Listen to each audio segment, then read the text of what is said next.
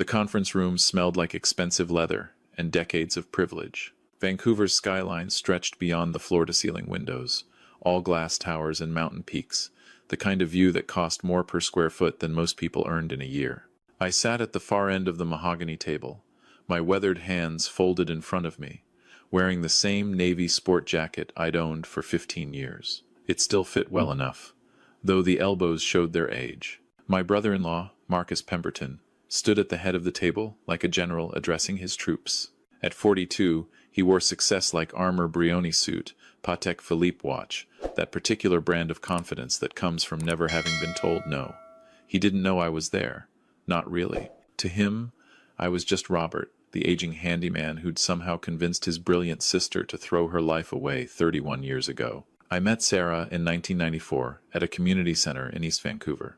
I was 33, she was 28, and I was there fixing the heating system on a volunteer basis. She was teaching an adult literacy class, her auburn hair pulled back in a simple ponytail, reading Charlotte's Web to a room full of immigrants and seniors with the same gentle patience she'd later use, raising our daughter. When she smiled at me over the heads of her students, I knew I was finished. 3 months later, I asked her to marry me in Stanley Park, with a ring that cost me 2 months of careful saving. Her family was mortified.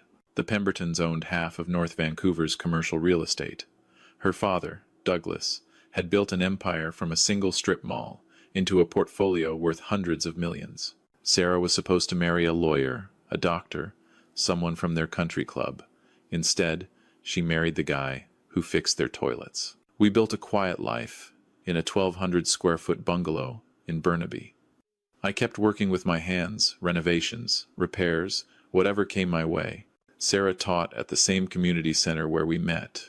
We grew tomatoes in the backyard, took our daughter Emily to free concerts at Deer Lake Park, drove a 9-year-old Honda Civic that I maintained myself. We were happy in a way that didn't require witnesses or validation. What nobody knew, what I'd never told Sarah, never told Emily, never told anyone, was that in 1998, when Douglas Pemberton's company hit a cash flow crisis during the Asian financial downturn, I'd quietly become his largest investor. Through a numbered company and a lawyer I trusted with my life, I'd acquired 43% of Pemberton Holdings over a series of strategic purchases. The company was now valued at $2.1 billion. I'd made my first fortune in tech. In 1989, fresh out of a 2-year college program, I'd written code for one of Vancouver's early software startups. When the company went public in 1995, my stock options were suddenly worth $8.7 million. I cashed out, invested carefully, watched my money compound. By 1998, I had the capital to save Douglas's company when the banks wouldn't. I did it anonymously, through intermediaries, letting him think a consortium of Asian investors had come to his rescue. Why did I do it? Partly because Sarah loved her family, despite everything.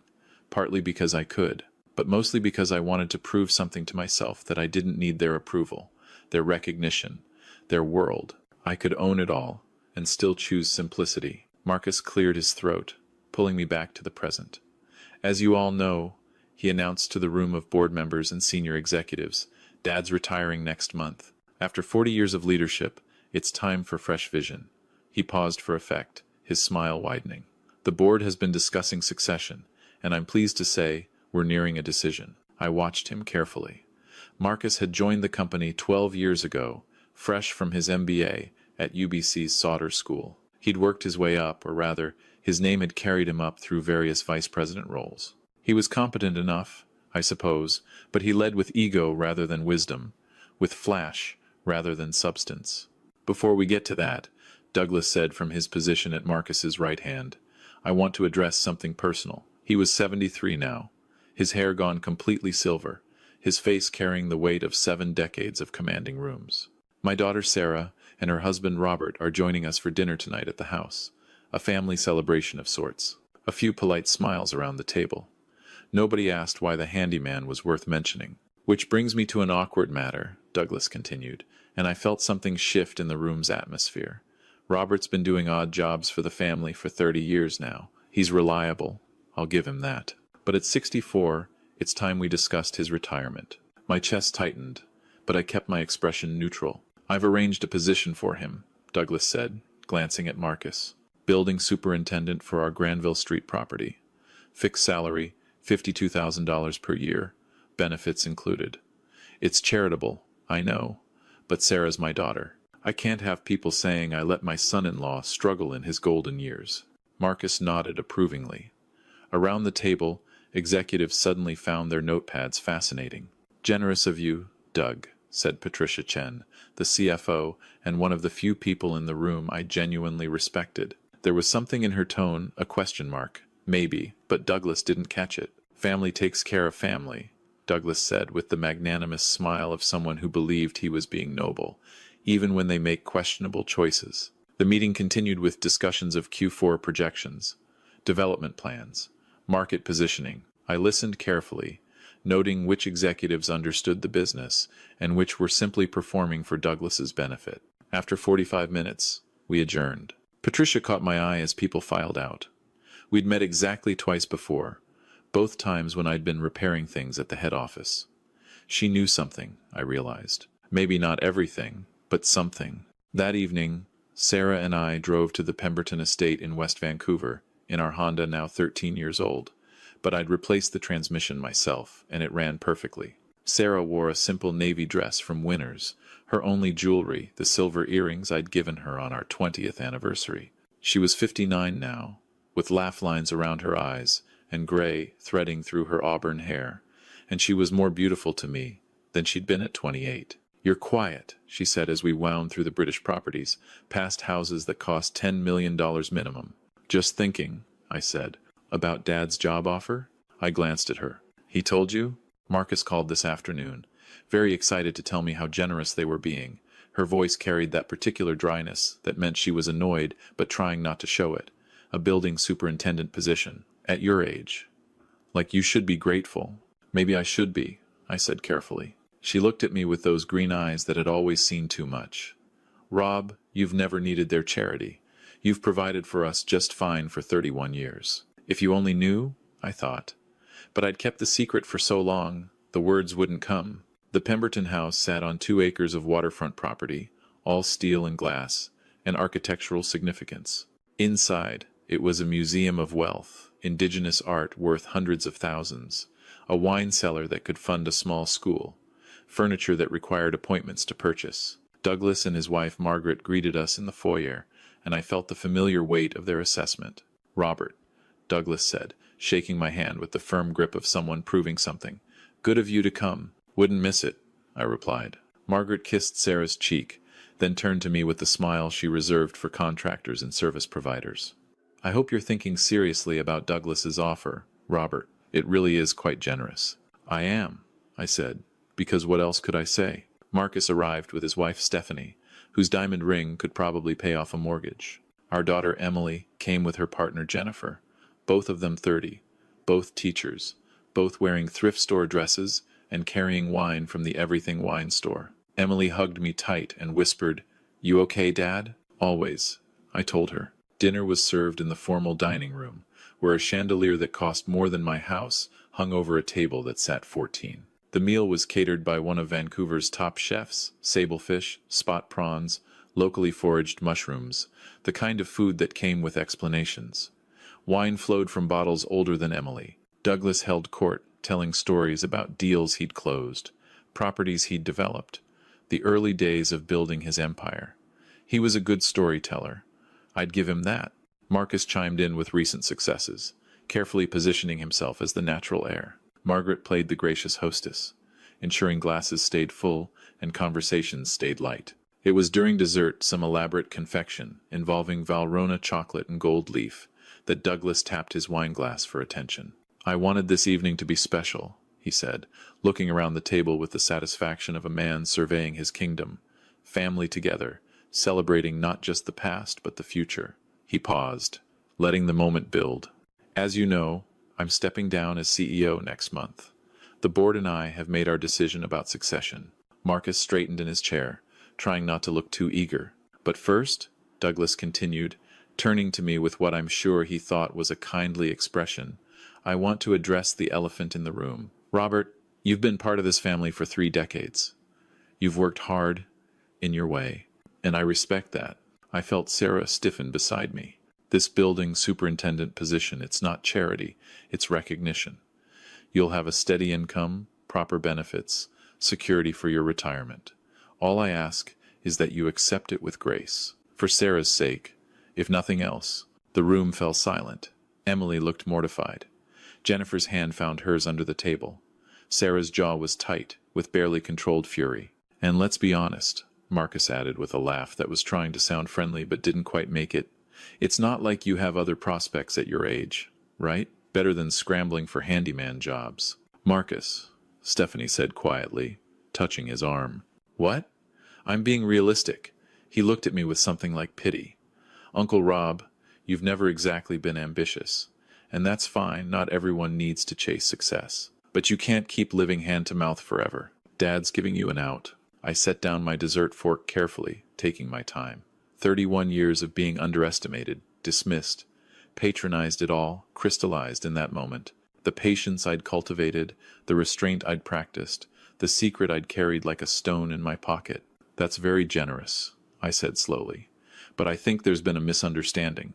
Douglas frowned. How so? About my financial situation. About my prospects. About a lot of things, actually. Robert, Margaret said with forced brightness. There's no shame in accepting help. I'm the largest shareholder of Pemberton Holdings, I said.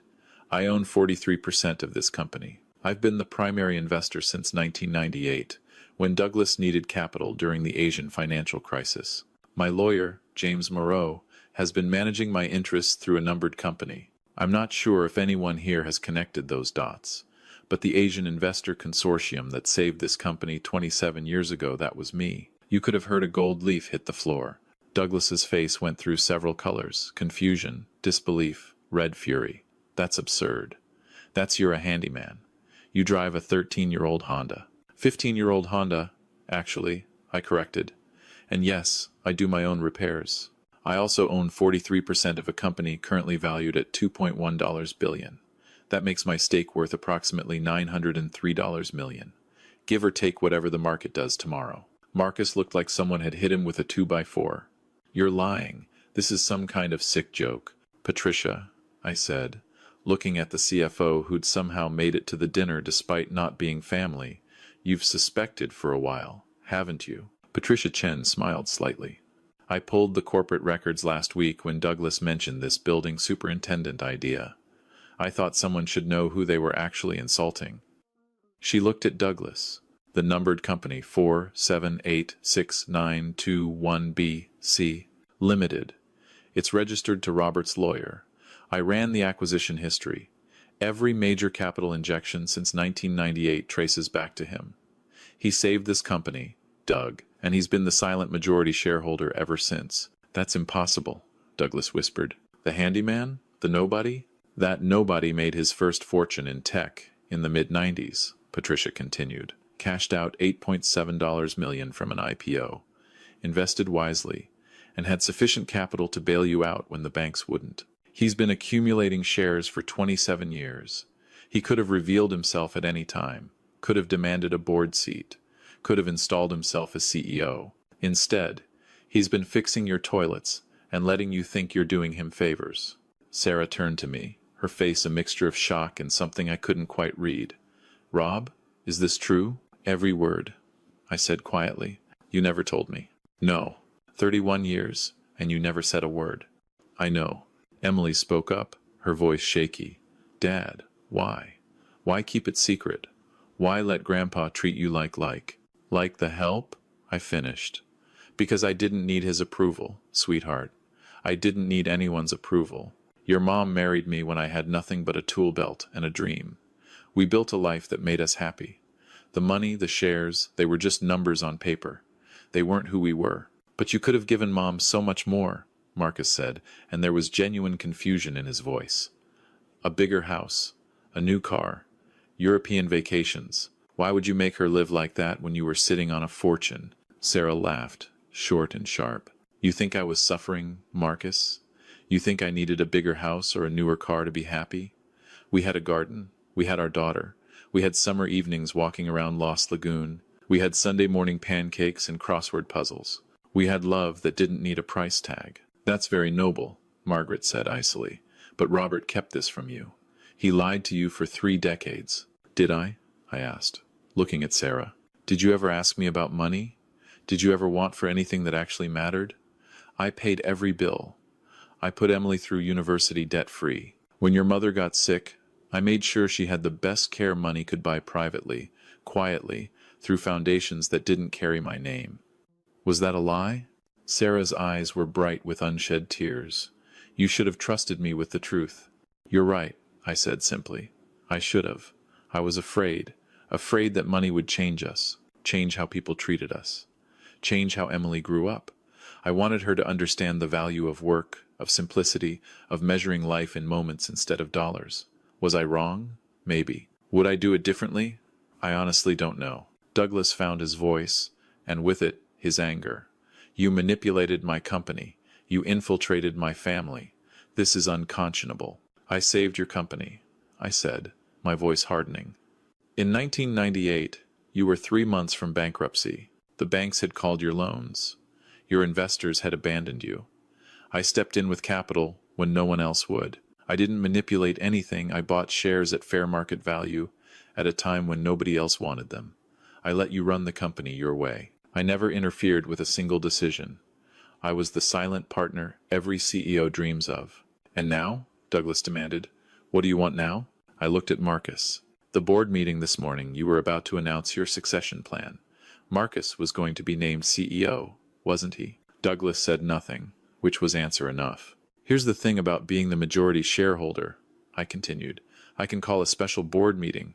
I can vote down any appointment I don't like. And Marcus, I'm sorry, but you lead with ego instead of wisdom. You make decisions to impress rather than to build.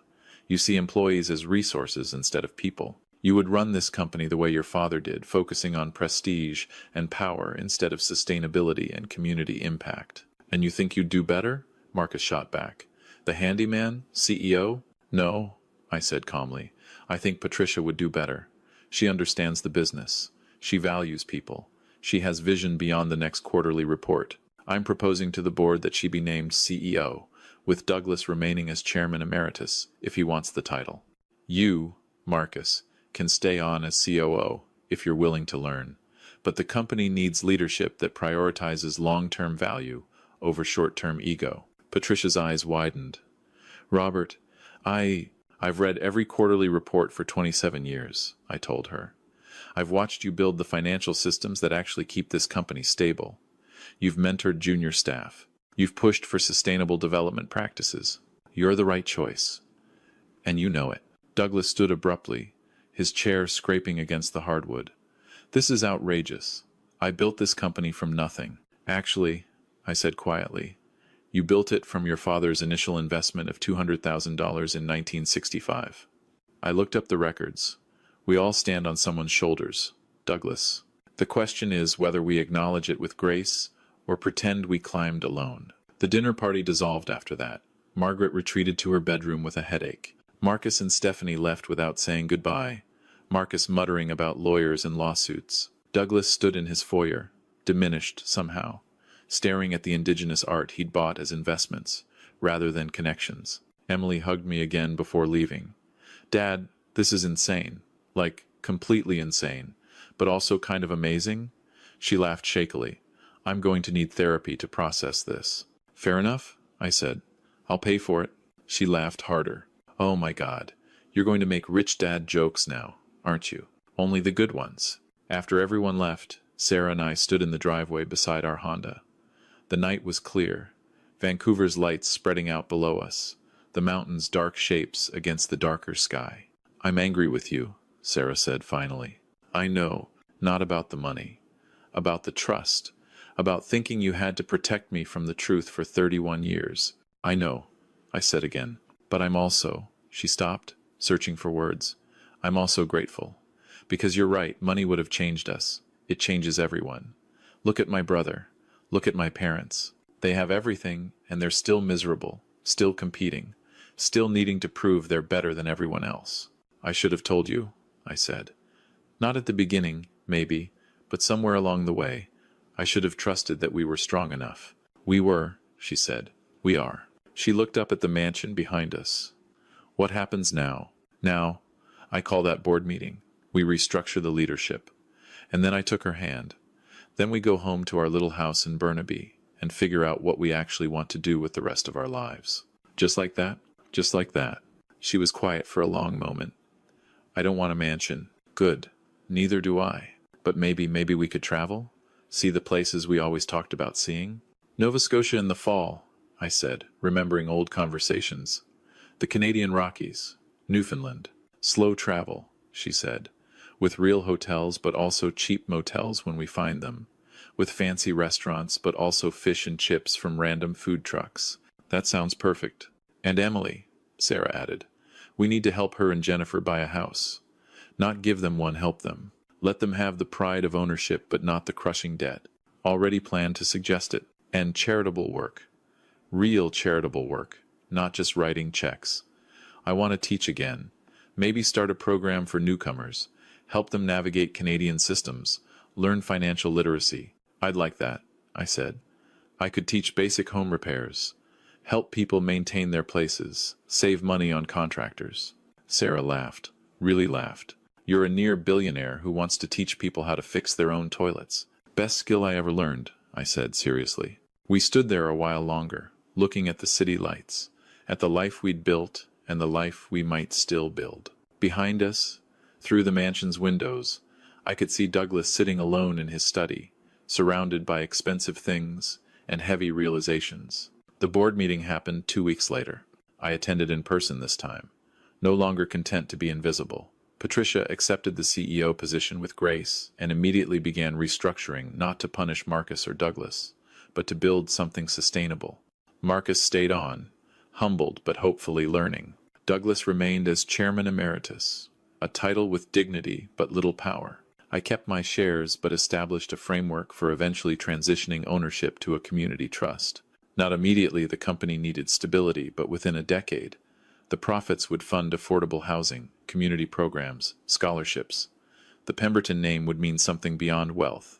Emily and Jennifer bought a small house in East Vancouver, in the neighborhood where Sarah and I had started our life together. We helped with a down payment but let them handle their own mortgage, their own pride of ownership.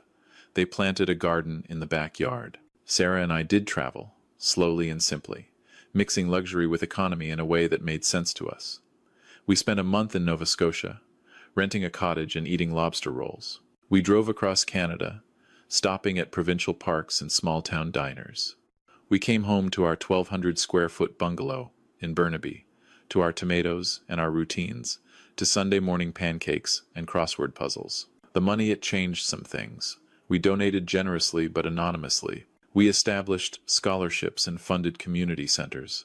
We helped friends and family in quiet ways that didn't require acknowledgement. But we didn't change houses or cars or lifestyle in ways that would have made us strangers to ourselves. Douglas never quite recovered from the revelation, I think. He came to our house 6 months later, driving himself for once, parking his BMW beside our ancient Honda. Sarah made tea, and we sat in our small living room with its second-hand furniture and family photos. I was wrong about you, he said finally. For 3 decades, I was wrong about you.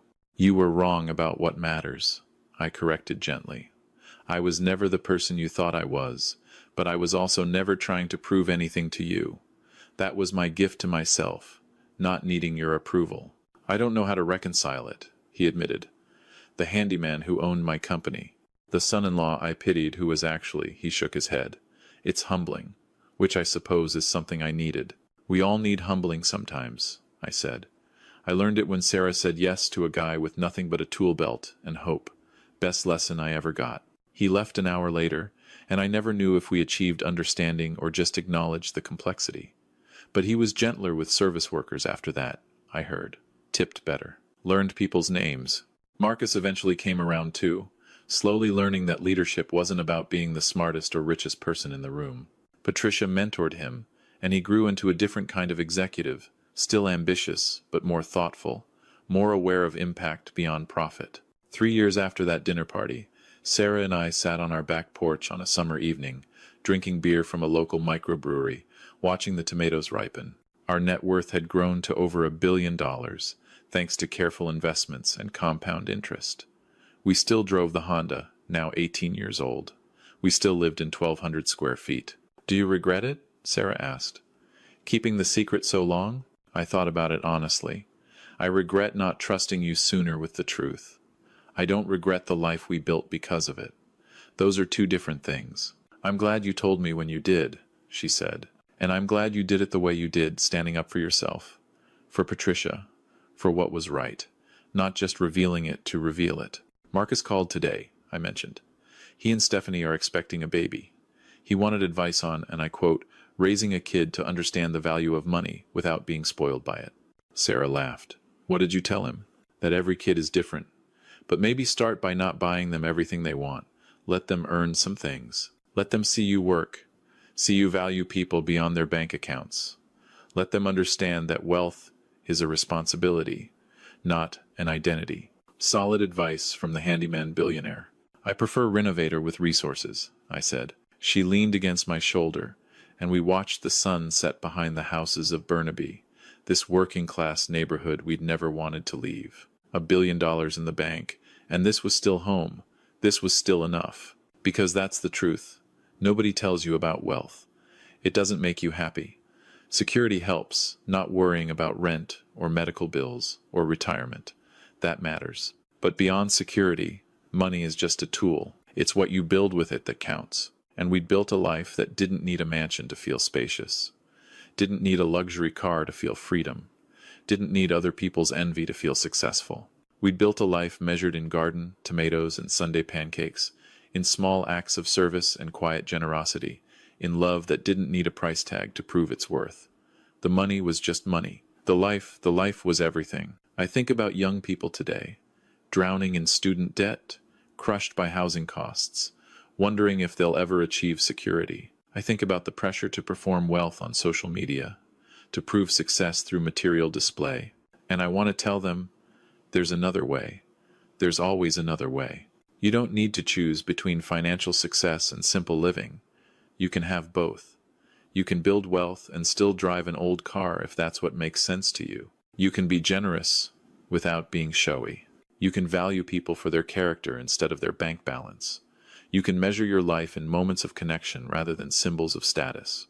The hardest part is ignoring the voices, external and internal, that tell you more is always better, bigger is always impressive, expensive is always valuable. The hardest part is being confident enough in your own choices that you don't need validation from people who measure life differently. Douglas learned that lesson too late, I think, though he's learning it now. Marcus is learning it the way most people do, through mistakes and humility. Emily and Jennifer are starting from a better place, understanding that a small house filled with love matters more than a mansion filled with objects. And Sarah and I, we learned it 31 years ago, when we chose each other over expectations, chose simple joy over impressive display, chose a life that made sense to us, even when it made no sense to anyone else. The money just proved we were right all along. 3 years later, I'm 67 now. Sarah's 62. We still live in Burnaby. We still grow tomatoes. The Honda finally died last year. Even my maintenance skills have limits, so we bought a used Subaru. Emily and Jennifer adopted a daughter, our granddaughter, who loves visiting our little house because we let her dig in the garden and we don't worry about muddy footprints on our old floors. Patricia's doing exceptional work as CEO, growing the company sustainably while prioritizing community impact. The transition to a community trust is proceeding on schedule. Douglas passed away last winter, quietly, and his funeral was surprisingly small. Turns out when you spend your life collecting possessions instead of relationships, not many people show up to say goodbye. Marcus sent flowers to the memorial and a note thanking me for teaching him, indirectly, what kind of father he wanted to be. His daughter is 2 now, and he's raising her with more balance than he was raised with. That's something.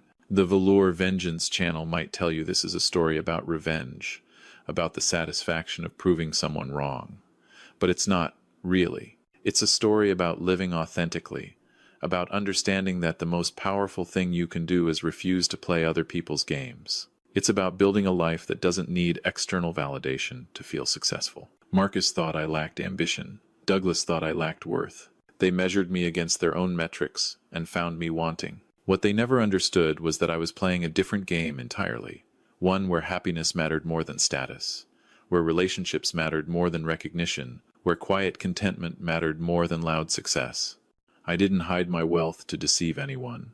I hid it to protect something precious, the life Sarah and I had built on foundations that had nothing to do with money. And when I finally revealed it, I didn't do it for revenge or vindication. I did it to protect Patricia, to improve the company, to teach one final lesson about assumptions and judgment. If there's something educational to take from this story, it's this: measure carefully what you value. Money is useful, it provides security, enables generosity, opens doors, but it's not an identity. It's not a substitute for character, or kindness, or connection. The most successful person I know is my daughter, who earns $58,000 a year as a teacher and goes home every day knowing she made a difference in kids' lives. That's success. The richest person I know is Sarah, who never earned more than $42,000 annually, but who enriched hundreds of lives through her literacy classes, who built a family on foundations of love and respect, who measured her wealth in friendships and garden harvests and quiet moments of contentment. That's richness. And me?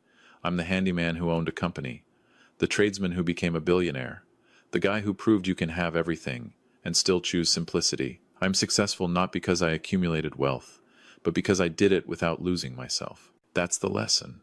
That's what I hope anyone listening to this story takes away. Build your wealth if you can, but build your character first. Accumulate resources, but don't let them accumulate you. Prove yourself to yourself, not to people whose opinions don't actually matter. And for heaven's sake, learn to fix your own toilet. It's a useful skill regardless of your net worth. Sarah and I are sitting on the porch again as I finish this reflection. The evening is cool, the tomatoes are ripening, and somewhere inside, our granddaughter is probably getting into something she shouldn't. This small house, this simple life, this quiet contentment, this is what winning looks like when you choose your own metrics. The $1 billion in the bank? That's just money. This moment, right here, right now, this is wealth.